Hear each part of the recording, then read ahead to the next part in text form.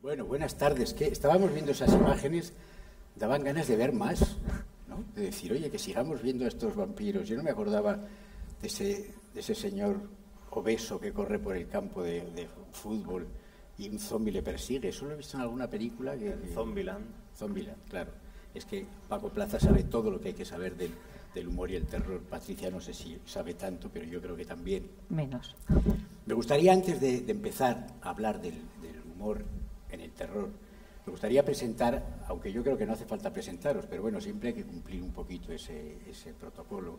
Paco Plaza, cineasta; Patricia Esteban Erlés, novelista. Bueno. Paco también ha escrito relatos y también es uno de los cineastas que yo creo que más se interesa verdaderamente por la literatura que se hace en nuestro país. Y lee todos los libros y se interesa por los autores nuevos, siempre buscando alguna historia nueva. Y los dos tenéis una cosa en común que a mí me apetece mucho subrayar, porque creo que es muy importante en estos momentos en que todo lo que parece que construimos, todo el cine, toda la literatura, toda la cultura de nuestro país está en un momento complicado.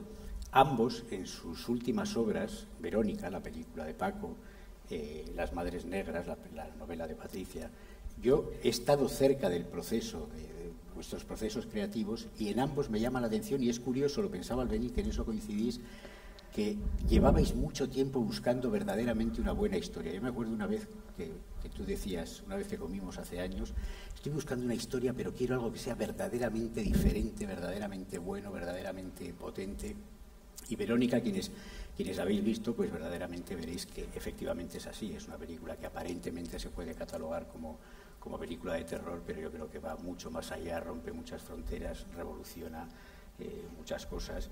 Y en cuanto a las madres o las madrecicas, como las llama Patricia, que para eso es maña, pues yo creo que también es una novela que verdaderamente está, quien la lee, que está muy cerrada, muy redonda, muy matizada, hasta en el detalle. Y ellos, que yo creo que tienen un largo bagaje relacionado con el terror, con lo monstruoso, también con el humor, pues vamos a tratar de desentrañar un poco si ello es posible, porque claro, de entrada, el humor en el terror, ese tráiler nos ha demostrado que sí es posible, pero yo me gustaría, por supuesto, saber cómo lo veis vosotros.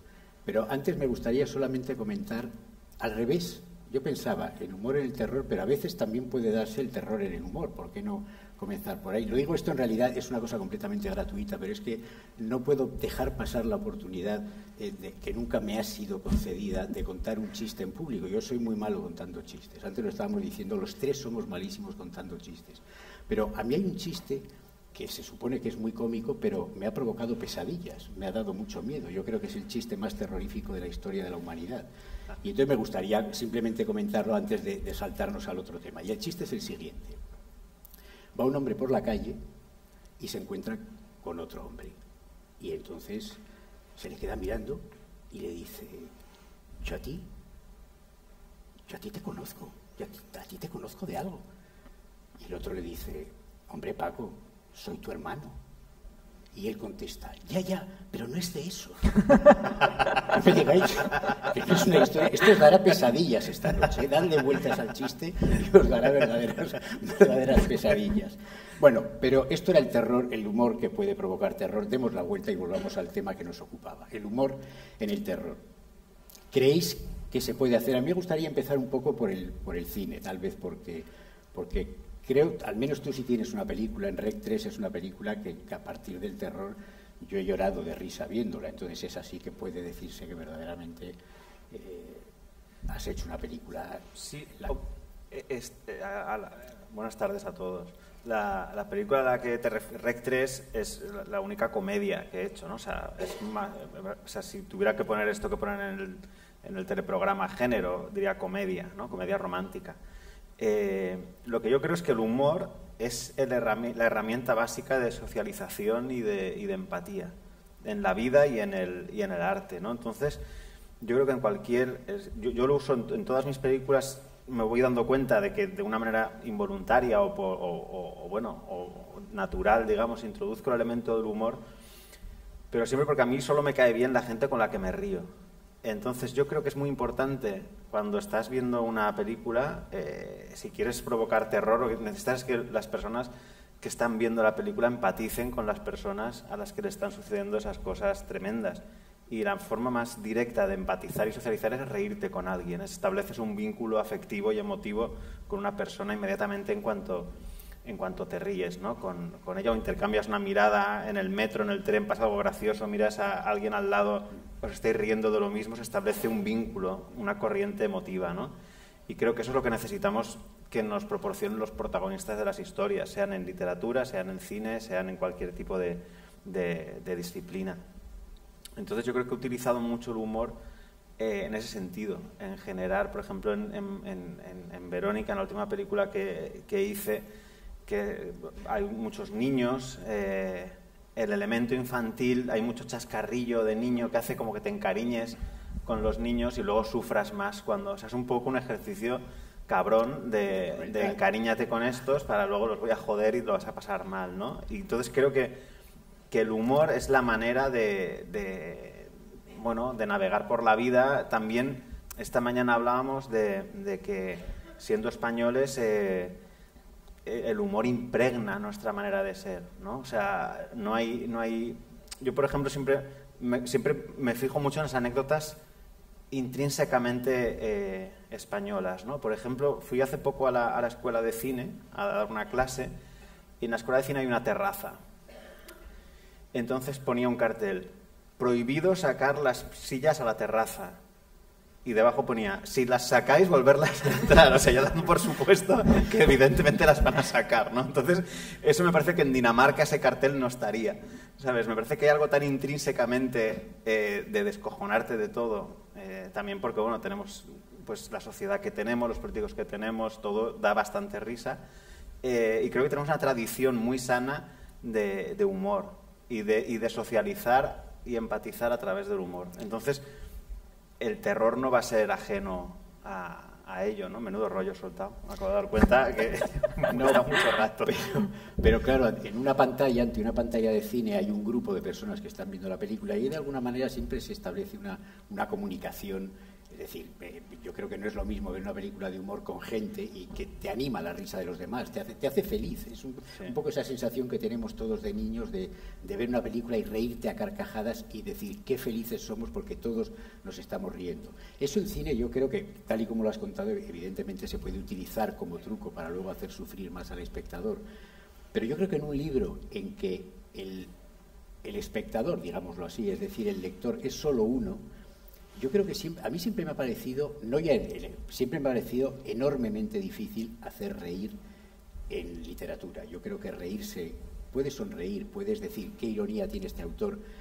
Reírse a carcajadas con un libro, yo no sé si os ha pasado con alguno, pero yo creo que es verdaderamente difícil. Entonces, cuando, por ejemplo, se hace una literatura como la tuya, que es oscura, que es tenebrosa, a la vez lírica dentro de esa oscuridad, yo creo que, vamos, yo me he reído mucho con las películas de Paco, pero no me he reído nada con tus libros, nunca, en ningún momento. Me han parecido muy poco cómicos. O sea, ¿utilizas el humor en tus libros? Yo creo que sí. Lo que pasa, bueno, en Las Madrecicas no. En Las Madrecicas hay muy poco de lo que reírse, ¿no? Porque es un universo muy tenebroso y yo quería que fuera así. Yo quería pintar una especie de cuadro, una metáfora de un mundo terrible que es cualquier mundo, que es el nuestro y es el de cualquiera.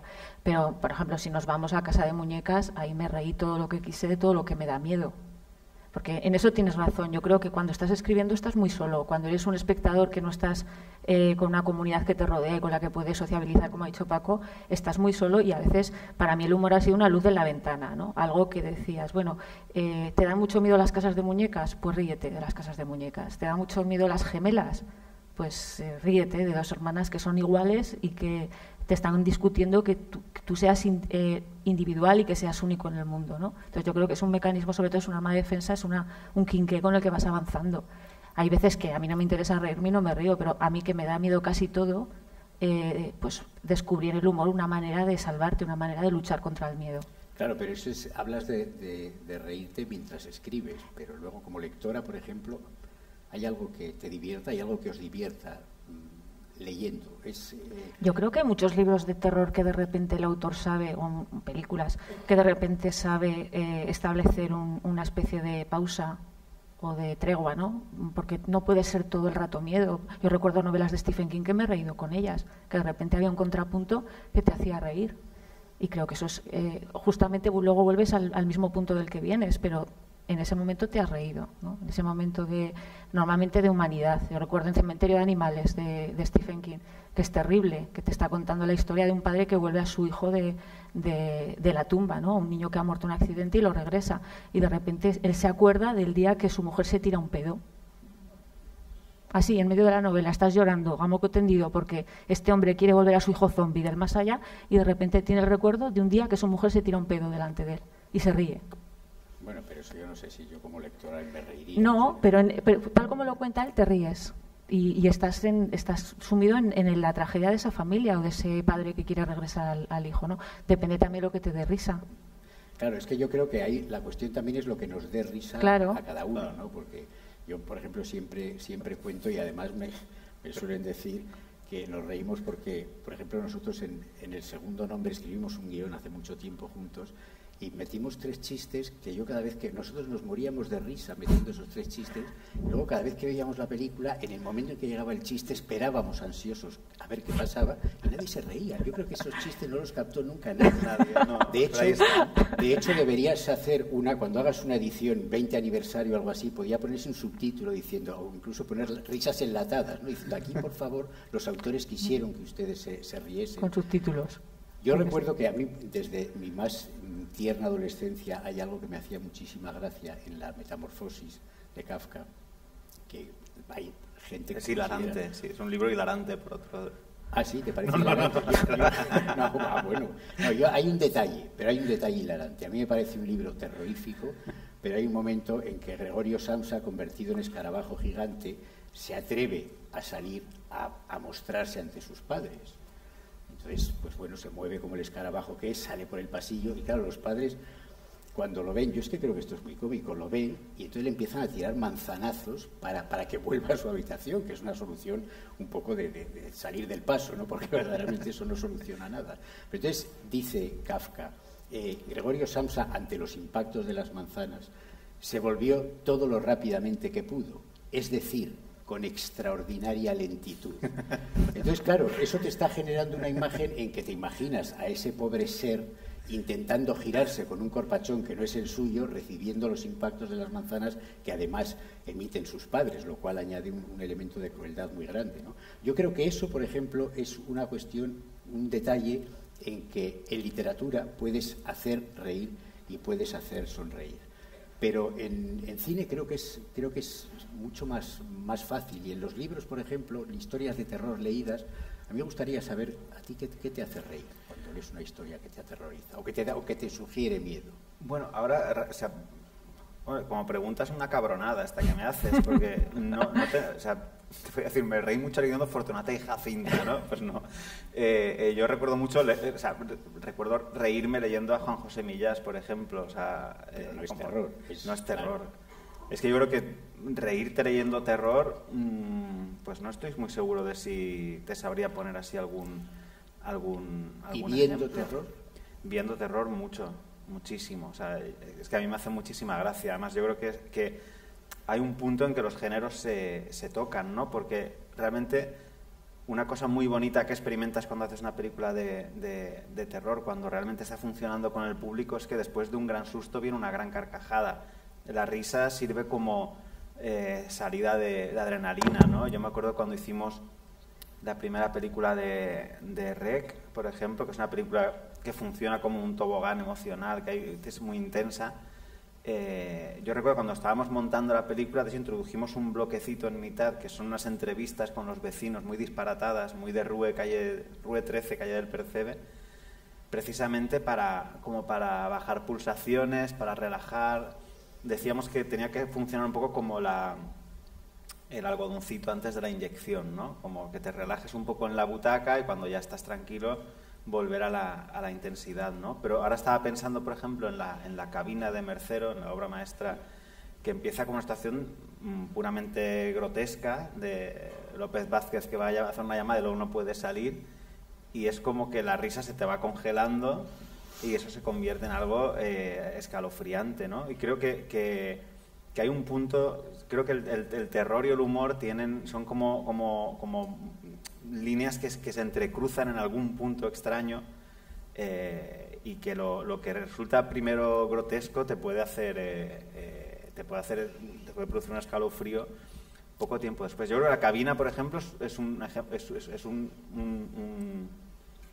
muy buen ejemplo de esto, ¿no? De cómo tangencialmente, o sea, cómo el humor y el terror van en paralelo y de vez en cuando.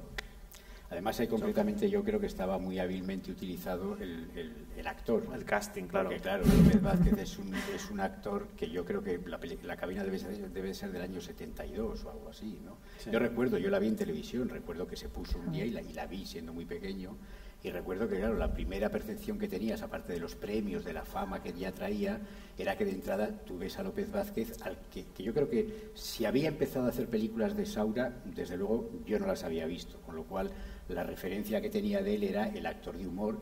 Y claro, tú empiezas a ver esa película con un personaje con el que solo te ríes y que solo estás acostumbrado a verlo en papeles cómicos, y de pronto seguramente apoya esa percepción que tú dices. Y yo creo, perdona, que el humor de alguna manera te ayuda a exorcizar tu miedo, ¿no? Por ejemplo, pasa en toda la saga, por ejemplo, de Pesadilla en Elm Street, que es una película francamente terrorífica, la primera, y la saga, a través del conocimiento del personaje y de las reglas, acaba derivando en una especie de parodia autoconsciente, ¿no? Y pienso por ejemplo, en las festividades que se han importado ahora de Halloween, de los niños disfrazados de brujas, de demonios, de alguna manera naturalizar y convivir de una manera simpática y divertida con lo terrorífico.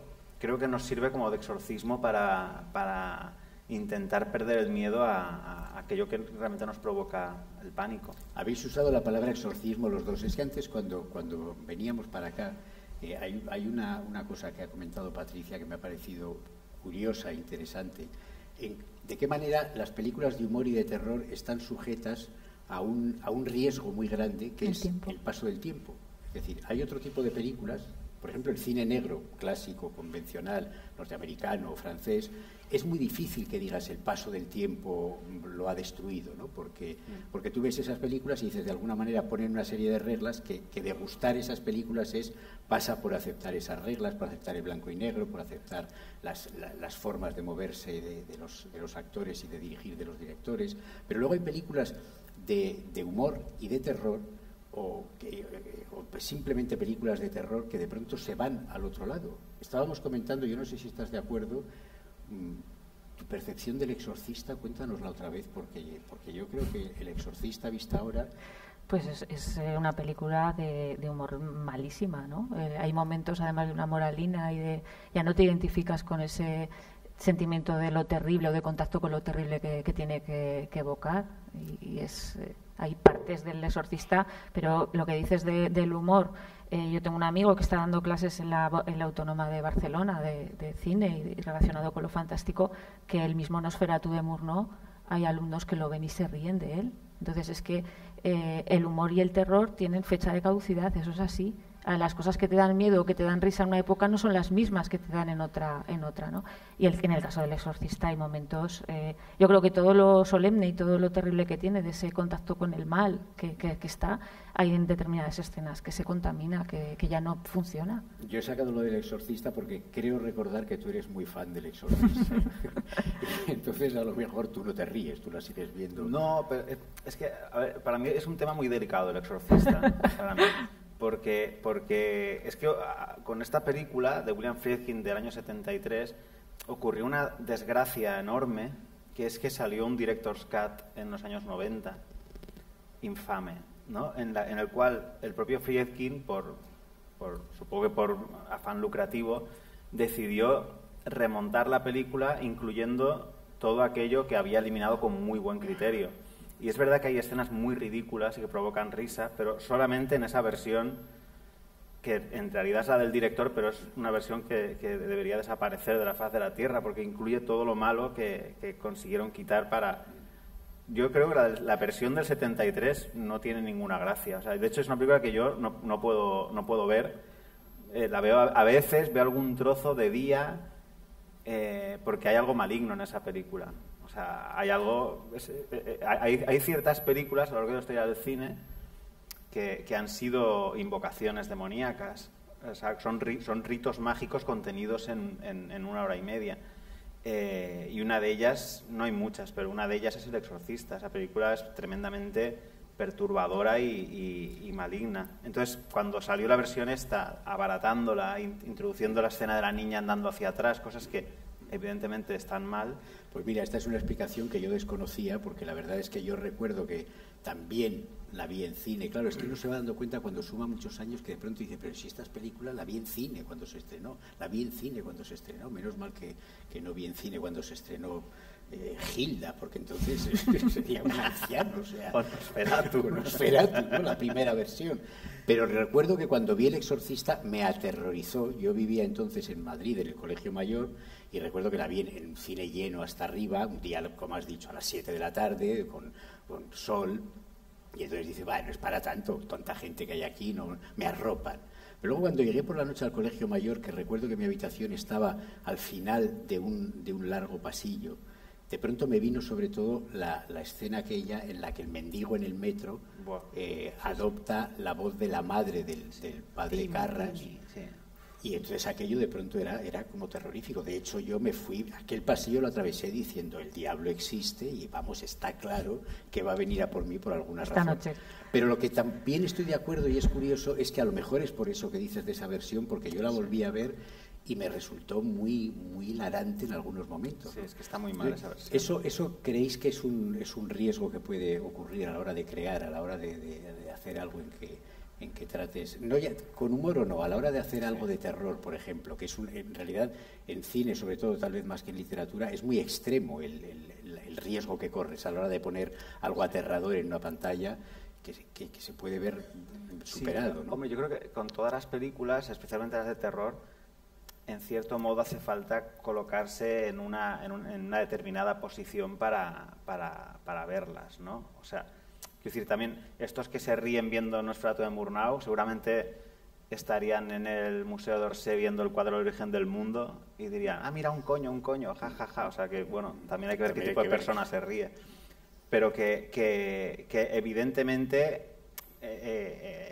la evolución técnica hace que es como leer ahora el Quijote en castellano antiguo, ¿no? O sea, quiero decir, la manera de expresarse, sea con el lenguaje en literatura o con las imágenes en cine, evoluciona y está interconectada con el momento de la creación de la obra. Entonces, eso sí puede producir, pues igual que ahora los chistes de gangosos y de maricas de Arévalo nos parecen como para tirarnos de los pelos y espantosos, y cuando éramos pequeños nos reíamos todos viendo el 1, 2, 3 con los chistes de marica. O no nos reíamos, pero no estaban políticamente mal vistos. Todos no. No todos.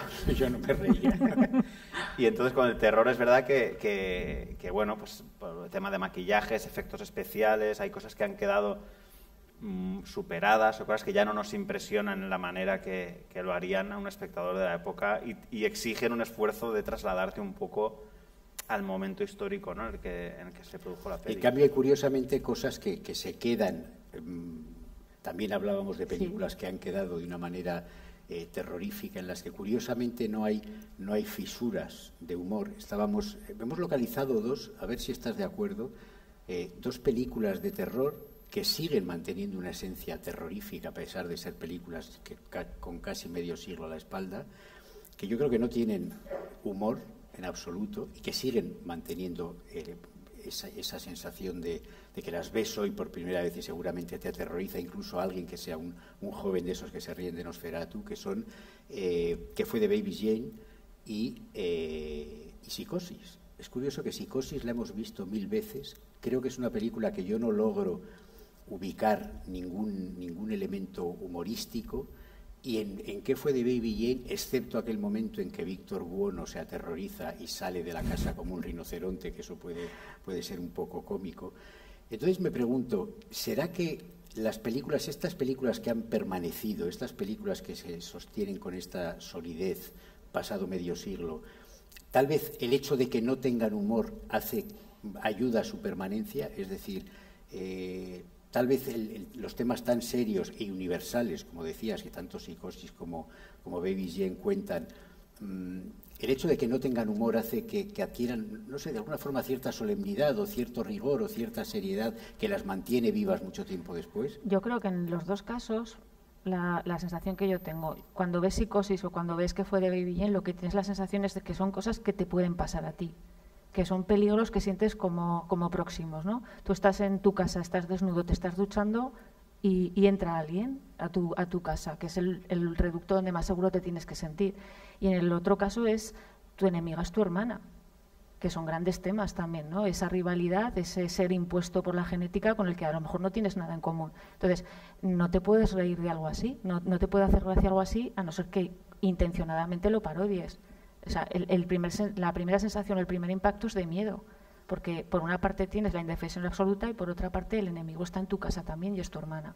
Y son temas que creo que conectan muy bien, no te puedes reír y te dan muchísimo miedo. El tema de las hermanas es un tema terrorífico desde siempre, ¿no? ¿Por qué? Pues porque, yo recuerdo, en mi caso personal, con mi hermana, las mayores traiciones, las mayores venganzas, los mayores sustos me los ha dado mi hermana. Sí. Estaba en mi habitación, dormía en la cama de al lado y me los ha dado ella. Entonces es algo muy... Yo lo entiendo bien, la relación de estas dos hermanas la entiendo bien, es una hipérbole por supuesto y es tremenda, ¿no?, lo que te está contando, pero es difícil reírse de algo así. Bueno, tal y como lo has contado, nos están dando ganas de conocer a tu hermana, porque pero, eso de pronto nos asustaba. Pero es verdad, por ejemplo, en la película de Paco en Verónica, lo que él consigue es justamente ternurizar a las hermanas, ¿no? Las hermanitas que salen ahí son dos gemelas asimétricas completamente. Justamente luchan contra las gemelas del Resplandor, que son exactamente iguales y que son una copia y son estáticas. Estas dos niñas tienen una personalidad muy diferente y son humanas. En el momento en que te planteas que alguien puede ser tan endemoniado, tu hermana puede ser alguien tan malvado como es, tan loca, estar tan loca como está Bette Davis en la película, a mí me sigue dando miedo cada vez que la veo. La veo de vez en cuando porque me gusta pasar miedo, pero da terror. Esa cara, esos ojos pintados, esa peluca, todo da miedo. No te ríes, yo no me río de Bette Davis nunca que la veo, o sea, es terrorífica. Te ríes porque como te veo Bette te sonríes. No. De Bette Davis nunca me atrevería. Pero de Baby Jane a lo mejor sí. No, Baby Jane no, pero estaba pensando, son dos ejemplos muy buenos los que ponéis de películas que es verdad que permanecen incólumes, diría yo, pero estaba pensando por lo del humor, si ese era el motivo. Y no estoy tan seguro, porque estaba pensando en La semilla del diablo, que es una película que tiene momentos muy divertidos, y la caracterización de los vecinos es muy graciosa, la señora tejiendo, estos satanistas que hacen ganchillo y tal, es como muy divertido, y sin embargo mantiene la esencia ultra terrorífica, ¿no? Es una película que a la vez sí es escalofriante. Pero esto de las hermanas es verdad que es muy es interesante. Es un motivo tradicional, las hermanas, sí, todo está siempre en la literatura. La rivalidad entre las hermanas, la hermana que te roba el marido, la hermana que es la preferida de tú, es el monstruo moderno, la hermana. Joan Fontaine y su hermana, que por cierto... Hombre, mira esas dos hermanas, ¿sabes? Esas dos hermanas que, por cierto, yo siempre soy muy pensé, fan de ellas, pero tremenda las dos. Porque yo creo que ahí sí que, igual que Bette Davis y tal vez la vertiente humorística de que fue de Baby Jane es aquella leyenda que se animaba de que las dos se odiaban a muerte y se echaban pimienta en el café una a la otra, ¿no? Que probablemente esto seguramente era una cuestión de marketing. Pero, por ejemplo, esa historia que a mí me parece terrorífica de Joan Fontaine y Olivia de Havilland, que las dos vivieron hasta los 93 años. Aún vive una de las dos. Está poniendo aún querellas por ahí a diestro y siniestro. ¿Sí? Está poniendo querellas contra su hermana muerta, ¿no? Con la Ouija. Pero que estaban sin hablarse desde algo así como los 22 años. Y, por ejemplo, eso sí que es curioso, que resulta una historia terrible, ¿no? Porque al final sí que ahí estás viendo algo que sin que lo veas, sin que sepas exactamente qué pasó, pero ahí sí que se supone que hay algo verdaderamente aterrador. O sea, para contar una historia de algo similar, que es lo que contaron en Baby Jane. Uh-huh. ¿Tú tienes algún miedo? Por tu hermano, tu hermana, algún miedo de estos que intentarías, como hace Patricia, reírte de él, sacarlo a No, yo me intento reír de todos los miedos, pero yo creo que tengo los miedos, o sea, no me considero una persona especialmente original en los miedos, ¿sabes? Tengo miedo a la muerte, al dolor, a que mis padres tengan Alzheimer, no sé, pues a las enfermedades, a que gane Ciudadanos, yo qué sé, o sea, hay miedos como muy normales, ¿no? De cualquier persona con 2 dedos de frente. No sé. No, pero miedos, digamos, no sé, diferentes, especiales. Miedos a lo que sustenta el cine de terror, por ejemplo. No, es que mi relación con el miedo siempre es muy lúdica. O sea, por eso a veces cuando nos preguntan ¿y pasó algo en el rodaje? O sea, el otro día me preguntaban en una cosa si había pasado algo en algún rodaje, ¿no? Y yo dije, sí, en el rodaje de Verónica tuvimos un evento paranormal muy destacado. Y lo conté y la gente me decía, pero ¿no os daba miedo? Y yo digo, yo qué sé, son cosas que pasan, o sea, tampoco... Pero, o sea, sí, o sea, pasan cosas, claro. Cuando juegas con esto... O sea, quiero decir, no te sale gratis jugar con estas cosas, obviamente, ¿no? Tú piensas, nosotros hicimos la película que las niñas hacían una ouija en un decorado que construimos en Los Ángeles de San Rafael, donde se cayó el edificio que construyó Jesús Gil, que por eso fue a la cárcel y luego fue indultado. Entonces yo les decía a las niñas, ¿sabéis que estáis haciendo ouija y aquí murieron 35 personas de manera agónica, que aullaban entre los escombros y no los podían sacar? Entonces se ponían así nerviosas y yo decía, venga, acción, ahora, venga, la ouija. Entonces se ponían como súper tensas.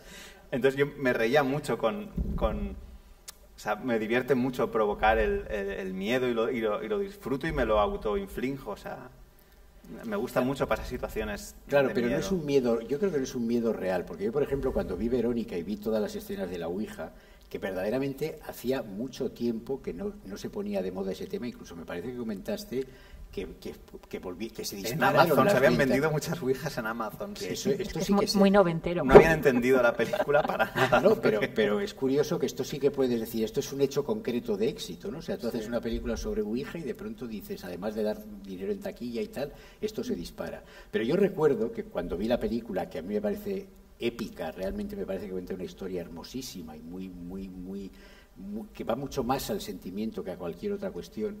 Sin embargo, todo lo de la ouija, claro, de nuevo, por mi época y por mi edad, yo lo recuerdo. O sea, yo recuerdo cuando el primer año de facultad, que estoy hablando del año 75, 76, era prácticamente inevitable que en tu grupo de amigos de la universidad alguien de pronto dijera un día, oye, en vez de vamos a comer un arroz o vamos a ver tal película o vamos no sé qué, vamos a hacer una ouija. Y entonces yo recuerdo, es que lo tengo clavado porque recuerdo que yo me dejé llevar y recuerdo que empezó a darme mucha risa la solemnidad con que los dos amigos que lo habían organizado realmente apagaron las luces, pusieron una vela, ellos mismos estaban como con los ojos fuera de las órbitas de repente, como si allí estuviera pasando algo. Y entonces estuvimos como 5 horas allí con el dedito encima de la copa. Y ellos decían, ya lo notáis, ¿no? Y yo, claro, decía, sí, yo lo que noto es que ya llevamos aquí 5 horas y que el dedo se me está necrosando, pero no el dedo, sino todo el brazo se me está quedando ya, voy a perder el brazo de tenerlo tanto tiempo quieto, ¿no? Y yo observaba que ellos en un momento determinado empezaron a mover la copa. O sea, ellos estaban, uno de ellos estaba muy con los ojos fuera de las órbitas y lo empujaba así. Y claro, yo empecé a decir, bueno, voy a pararle, a ver si le puteo un poco. Entonces hacía presión en el otro lado y él decía, ya está aquí, está. Yo trato de llevarla y entonces esto a mí me parecía una cosa completamente cómica, es decir, al menos las historias en mi época adolescente con las que trataban de darnos miedo, me resultaban ridículas, nunca he vivido verdaderamente una situación de miedo provocada por una cuestión de este tipo. Tú se la provocabas a los actores porque les contabas atrocidades y los niños eran muy pequeños. Y pasaban cosas en el rodaje alguna vez. Sí, pero ¿se pueden contar esas cosas? Sí, si queréis que lo cuente, sí, yo encantado. Una de que nos dé un poco de miedo, a ver. Bueno, Pero esto además creo que nunca lo hemos contado o sea, esto lo hemos contado en comidas de amigos y tal, en público nunca. O sea, que esto quiere decir, primero, que tenemos una exclusiva para el exclusiva del festival. Y segundo, que podría ocurrir algo. No. Yo, o sea, como Ana Pastor, yo, si queréis, cuento los hechos y vosotros quedáis conclusiones, ¿no? Intentaré abreviar lo máximo posible, pero es una historia muy interesante, muy curiosa, podemos decir. Con el departamento de vestuario de la película yo pacté que no hubiera nada rojo, ¿no? Era como, no tiene que haber en la película ningún color rojo hasta un momento dado en el cual Verónica se pondrá una chaqueta roja y entonces ya es cuando hay la sangre y todo esto. Pero hasta ese momento no puede aparecer, pero ni de fondo, un tío con una camiseta, nada rojo. Vale, de acuerdo. Entonces cuando íbamos a rodar, compraron 70 polos para los niños del colegio, blancos, y dije, hostia, es que blancos, vamos a romper un poco el blanco porque por cámara no queda bien, tal, vale. Entonces fueron a casa y con un tinte para hacerlos beige, ¿no? Entonces lavaron los 70 polos y cuando los sacaron había unas manchitas rojas en algunos de los polos, de color rojo cuando el tinte era beige, ¿no? Hasta aquí, bueno, nada raro. Hostia, tal. Seguro que la lavadora en la lavadora había algo, estaba estropeado. Tengo fotos de todo esto, por cierto. Seguro que estaba estropeada la lavadora, no sé qué. Bueno, pues nada, lavamos la lavadora, las volvemos a lavar y aparecen más manchas rojas. Vale. Estos polos ya están inutilizados. Estos jueves, empezamos a rodar el lunes, vamos a comprar otros polos. Entonces compran otros polos de un fabricante diferente y le dicen a un auxiliar de vestuario, oye, en nuestra lavadora creemos que da problemas, ¿puedes lavarlos tú en tu casa? Estamos hablando de unos polos de otro fabricante con otro tinte de una marca diferente en otra lavadora de otra casa de otra persona. Al cabo de 2 horas esta chica les llama y les dice, oye, es que han salido unas manchas rojas en los polos. Dice, bueno, esto ya empieza a ser un poco mosqueante, nos come el tiempo, se están pasando de presupuesto. Finalmente contactan con una señora en Madrid que que le teñía las camisas a Tony Leblanc, lleva toda la vida, lo único que hace en la vida es teñir, lleva 50 años tiñendo cosas, y le llevaron una tercera remesa de polos de un fabricante diferente, agotando todos los polos del Corte Inglés, de todo. Se lo llevan a esta señora y ¿qué ocurre? Al cabo de... Pues ya sabemos lo que ocurre, que llama y dice, oye chicas, ha habido un problema, no sé qué, debo tener algo mal en la máquina, han salido unas manchas rojas en los polos que me habéis traído. Claro, ahí ya empiezan las lágrimas, tal, no sé qué, pues es que rodamos mañana, no sé qué. La señora, no sabemos cómo, con azufre o con lo que sea, consigue hacer desaparecer las manchas o disimularlas o lo que sea y rodamos con esos polos. A mí esto no me lo cuentan, ¿vale? Entonces, rodamos el primer día y el niño pequeño que sale en la película suda mucho. Entonces tenía el cuellito de la camisa muy rozado, marrón.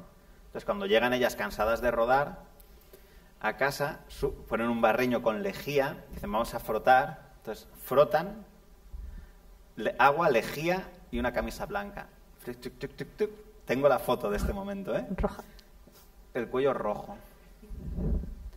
Claro, se ponen a llorar, llaman a la dirección, oye, esto que está pasando es rarísimo, no sé qué. Él les dice, no, bajar, vamos a tomar un gin tonic, todo lo arreglamos bebiendo, vamos a tomar un gin tonic, no sé qué. Se lo cuentan. Y él dice, es que eso es imposible, esto no puede ser, no sé qué. Y le dicen, no, que te lo juro, sube a casa y lo ves. Y suben a casa y la camisa está blanca, impoluta. Y no hay ninguna mancha roja.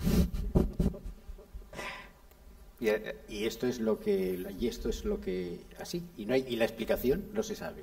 ¿Pero cómo va a haber explicación? La explicación era que, bueno, o sea, cada uno quede la suya. Claro, ahí está lo bueno, ¿no? Esto es lo fácil de hacer películas de género final abierto. Esto dice, bueno, pues... No, pero a mí cuando me lo contaban me parecía como muy interesante, ¿no? Como de, hostia. Y entonces me dieron, ellas hicieron fotos de todo el proceso y bueno, pero no sé si tiene un humor. Bueno, hombre, sí, yo creo que lo tiene porque, claro, ahí hay una cuestión... La recurrencia todo el rato, claro, un momento... hay una, de hecho, tal y como lo has contado, era un poco humorístico, ¿no? Porque dices, pues vas a la señora, tiene gracia. Es más... A ellas no les hacía gracia, te lo aseguro, porque, claro, realmente pensaron que había algo sobrenatural. Pero bueno, lo pensaron, pero nosotros ahora podemos decir, vale, no hay ninguna explicación, esos hechos que... Lo bueno del género fantástico es que no tiene por qué haber explicación, ¿no? Tú dejas ahí la pregunta en el aire, si esto fuera ciencia y fuera matemáticas, pues sería otra cuestión. Tú no sé si has tenido alguna experiencia de este tipo. No, así tan... ¿Te ha pasado algo? Cuando tú en tus microrrelatos y en tus historias en Casa de Muñecas, que es muy distinta a la novela, porque el libro de microrrelatos de Patricia hay muchas historias, sobre todo yo diría muy inquietantes, pero que también dan miedo. Esa fórmula del microrrelato, de la historia muy corta, que inquieta, que genera, que sugiere cosas bastante tenebrosas. ¿Cómo te adentras en ese tipo yo de creo que, historias? a ver, mías personales no, pero sí que es cierto que cada vez que, cuando yo me decidía a escribir un libro que tuviera la muñeca como eje, sí que es cierto que pregunté a mucha gente si tenía historias relacionadas con las muñecas y casi todo el mundo tiene una. Realmente es un juguete habitual, las niñas hemos jugado mucho con ellas y siempre decía, bueno, a las personas que me rodean, no, bueno, si no quieres salir en un cuento, no me cuentes tu historia de muñecas porque a lo mejor la traslado, ¿no? Y hay un montón de historias en Casa de Muñecas que son historias reales, no mías, porque me parecía que me tenía que distanciar un poco y verlas desde fuera, pero sí que hay algunas. Yo recuerdo una de una amiga que me contó que un día su tía, que era monja, le queda con ella y le dice, te he traído un regalo. Y la niña estaba toda emocionada. Y entonces la tía, que era monja, abre la mano y tenía 2 ojos de muñeca que los vendían en una tienda de Zaragoza. Hay una tienda donde venden ojos, vendían recambios de piezas de muñeca y le regalaba aquellos 2 ojos como si fuera para que se los cambies a tu muñeca, ¿no? Y la niña estaba horrorizada porque le parecían, claro, 2 ojos reales. Bueno, no me extraña. No, claro, pues, pero es una historia real. Y dices, lo único que tiene que tener una historia fantástica es que parezca verosímil. Dejarla abierta la puedes dejar, pero tiene que parecer real. Y muchas de las cosas que nos pasan a veces es lo contrario, que cuesta creer. A mí la imagen de la tía monja avanzando con la mano cerrada, abriéndola y con 2 ojos azules en medio de la palma me costaba verla, ¿no? Y tiene mucha pegada. Y otra amiga me contó la historia de un holocausto de muñecas, un día que se quemaron todas sus muñecas porque había una estufa cerca, ¿no? Y es terrorífico también. Entonces, el hecho de ver algo que parece humano, como es la muñeca, que tiene la forma de un ser humano ardiendo y sin acusar el incendio, es terrorífico. A mí me hablaron el otro día de una persona que colecciona muñecas y que las tiene todas colocadas ordenadas en estantes y que te reta a ver si puedes estar ante su colección sin inquietarte. Y yo cuando escuché esto me pareció una tontería porque pensé, hombre, seguro que puedes hacerlo, pero por lo visto, claro, es que es algo que tiene que ver con bueno, parecen en cierto sentido mágicos. Es decir, tú ves un Madelman, ¿os acordáis de los Madelman? A mí nunca me pareció que un Madelman pudiera tener vida propia ni hacer cosas aterradoras, ¿no? Claro. Sin embargo, las muñecas sí que tienen algo... Es un doble del humano, ¿no? Y luego, además, en el caso de las chicas ha sido un modelo de muchas cosas, un modelo estético, un modelo de belleza, de actuación, ¿no? El estatismo, la perfección de la muñeca vestida, peinada, inmóvil. Y yo creo que tiene ese componente, aparte de que es el tema del doble, que lo tienen las gemelas, lo tiene el retrato, lo tienen muchos... todo lo que es doble, todo lo que implica duplicidad te asusta, ¿no? Porque cuestiona que seas único. Pero en el caso de las muñecas es algo con lo que has crecido y te sobreviven, las muñecas te sobreviven. Claro, eso también es bastante inquietante pensarlo, ¿no? Que claro. De alguna manera esos ojos que la monja traía en la mano, realmente dices, esos ojos, pues bueno, van a quedar ahí y nosotros desapareceremos, pasaremos, moriremos. Esos ojos te mirarán siempre. Pero esos ojos estarán ahí mirando a otros nuevos seres que pasarán delante de ellos. Y es curioso cómo la idea del terror, recuerdo haberla, el miedo, esos miedos intensos que podemos tener dentro, Es curioso cómo a mí me pasa al revés, es decir, los miedos que has citado antes, la muerte, la vejez, la enfermedad, Ciudadanos, son cosas que yo creo que reflexionando sobre ellos y pensando sobre lo que realmente suponen, creo que se pueden superar. Es decir, yo, por ejemplo, no me genera ningún miedo la muerte, y es algo que incluso puedo ver con, no voy a decir con sentido del humor, porque tampoco es eso, pero quiero decir, es algo que no me genera miedo. Entonces, me resulta curioso y me pregunto si por eso el miedo, lo que se supone que las historias de terror, las películas, las novelas que se supone que tienen que generar terror, a mí no me lo generan, y me pregunto si es porque tal vez he pensado que, bueno, pues simplemente mi proceso mental es que la muerte es un proceso natural que ha de venir y que no pasa nada especial, ¿no? Sin embargo, las historias que pueden estar dentro de mi espíritu y que me asustan y que me pueden inquietar, recuerdo una que leí de niño en un cómic que me parece que se llamaban Vampus o Creepy o aquellos tebeos que salían hace más de medio siglo. Y había una historia que además nunca he logrado encontrar. Era una página, eran 6 viñetas y era un personaje que estaba sentado era un mendigo que pedía limosna, estaba él solo apoyado contra una pared, era una escena de noche, y entonces en la primera escena estaba pidiendo limosna y de pronto se le cae la mano.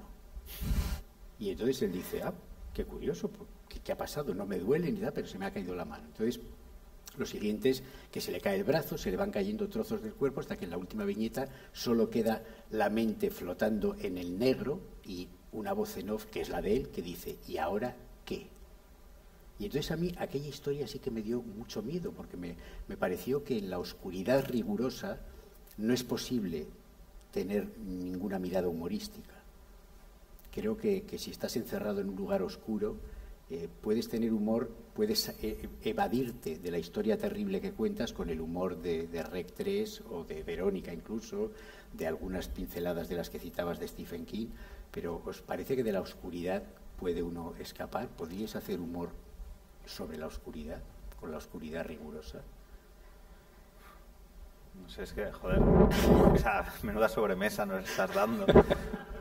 No, o sea, yo creo que claro, es que tú dices, no tengo miedo a la muerte. Yo creo que yo me gusta pensar que yo tampoco, pero creo que no tengo miedo a la muerte porque no me estoy muriendo. Claro, porque no, o sea, pero estoy seguro que los 10 segundos antes de morirme, siendo consciente de que hasta esto es todo amigos, yo creo que ahí sí que te tiene que entrar un pánico terrorífico, ¿no? O sea, es como que ahora es como, bueno, o sea, hay muchas cosas que no me dan miedo porque son ajenas a mí, o las veo lejanas en el tiempo, en el espacio, o bueno, esto, ¿no? Que yo digo, bueno, pues mañana no voy a morir, o igual me atropellan y tal, pero bueno, no lo veo como una posibilidad. Pero si me dijeran, vas a morir dentro de 10 minutos, yo creo que ahí empezaría...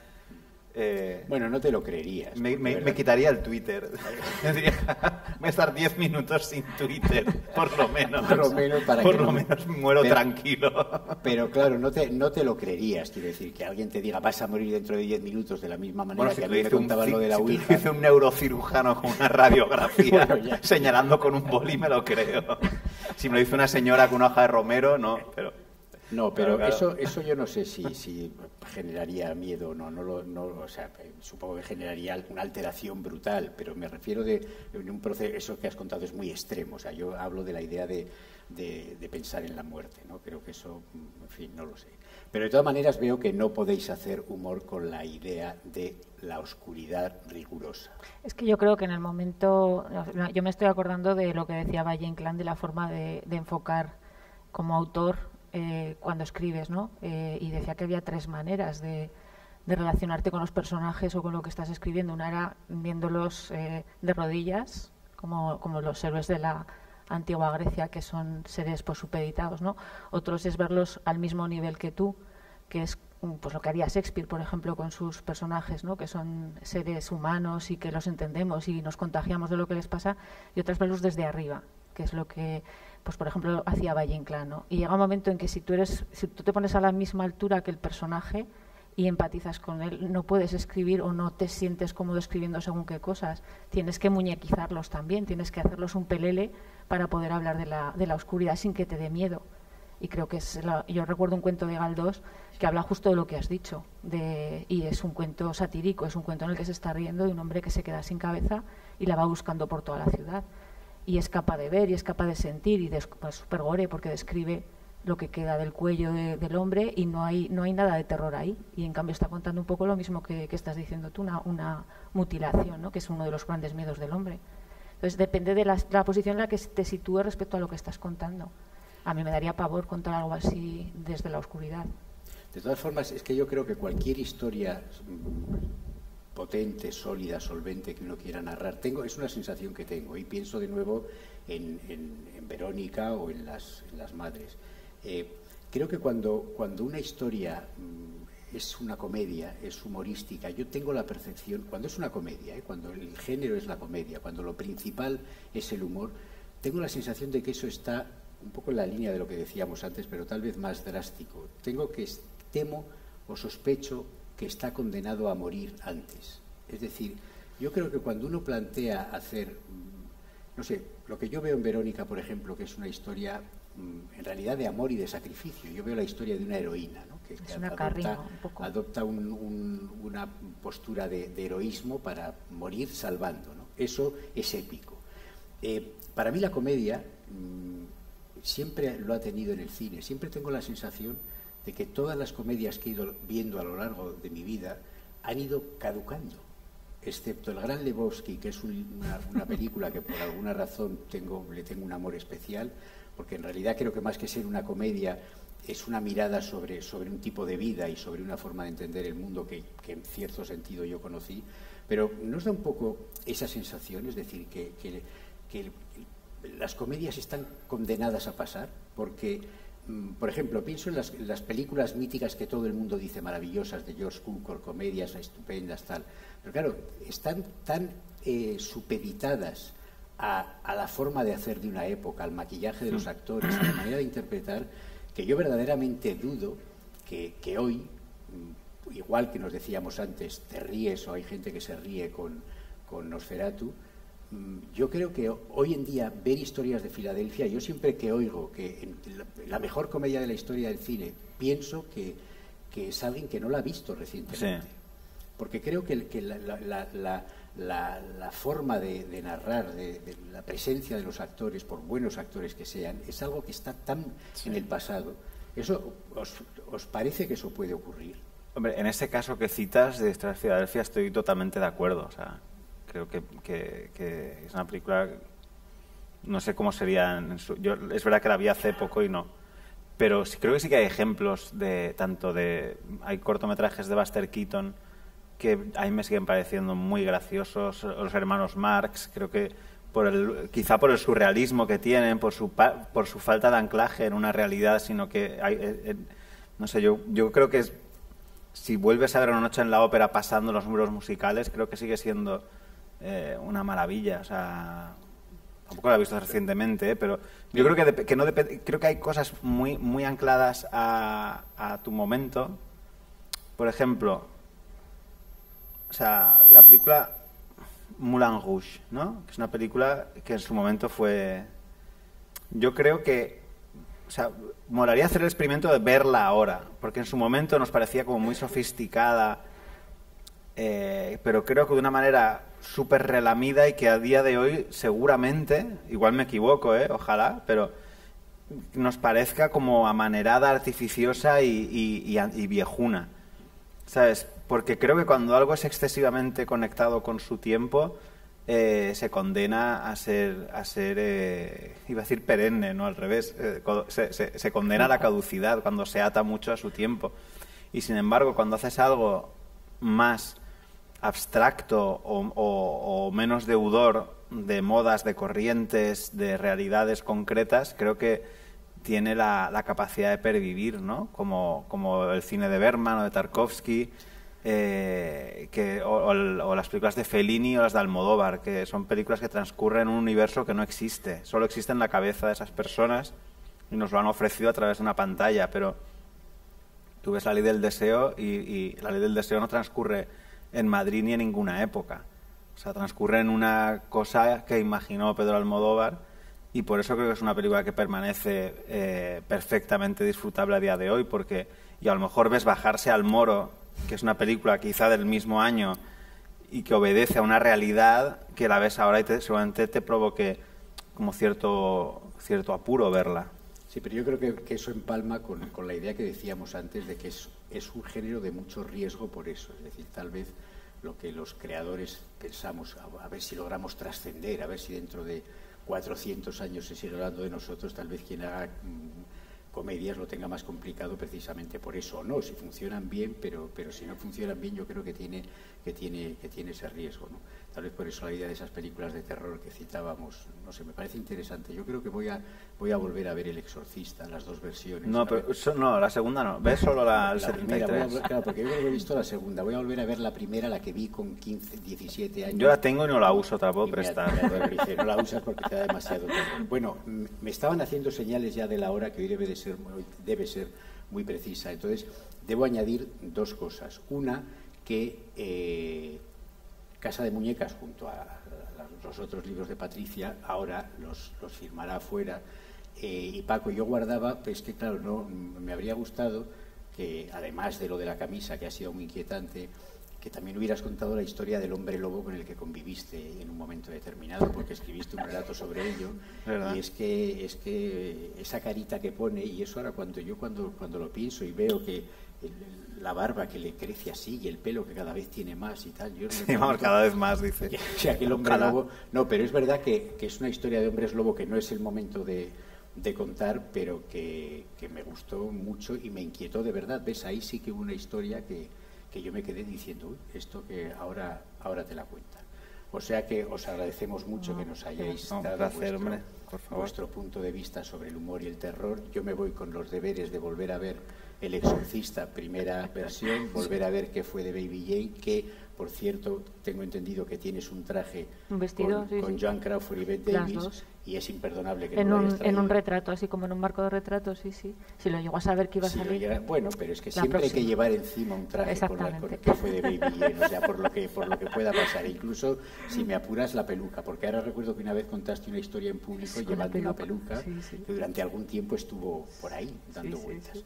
Muchas gracias a los dos, muchas gracias a ustedes por habernos escuchado. Estaremos fuera y ahora continuamos. Gracias.